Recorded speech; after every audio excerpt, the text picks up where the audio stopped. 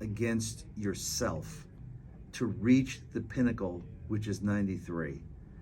That's where you're going to go. And you only need to know two things. You need to know pyramids and trains. That's all you need to know to be a member in Club 93. Because when you understand pyramids and trains, and you look in that mirror and you say, I understand how this works and I'm going to commit to it, that's when you become a member. And just so our audience knows, what is a pyramid? Well, if you think about this, and I did think about this one day, a pyramid started with one brick. I wasn't there, but at some point, if you see these pyramids, you, Jim, you weren't there, put your hand down.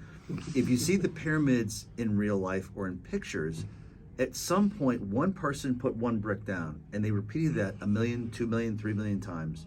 And what we try to explain to people, and not that we're here to judge, coach, or offer advice, just for ourselves, for me, is to understand that, for example, if I'm going to take a brick, maybe 10 minutes of extra ice time to skate every day after a game or do something, go in the gym, whatever you're going to do, and I multiply that times 1 million, I'm going to get a result that's going to help me get to my goal.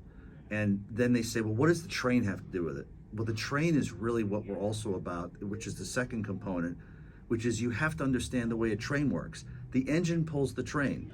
The cars in the middle don't pull the train. When the cars in the middle pull the train, that's called a derailment.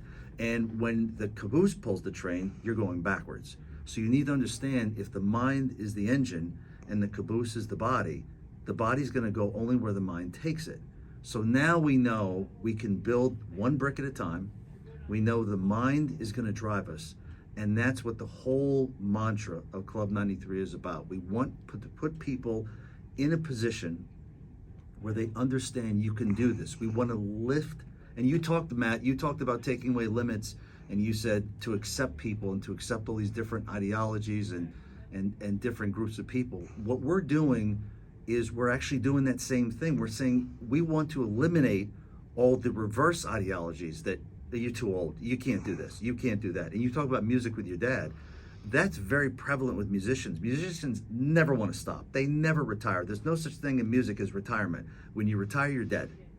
And what we're trying to do is bring that into Club 93, which is hockey. So that's a little bit of a long answer, but at the end of the day, you know when you're in the club, when you've accepted it and you said, I'm going to really give this my shot. And you'll know. I could fool Willie, I could fool Jimmy.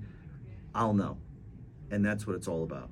And I find with Club 93, to me it's a magic word that when I say it, when I'm lazy sitting on the couch, when I say Club 93 or think about it, it's like my favorite song came on.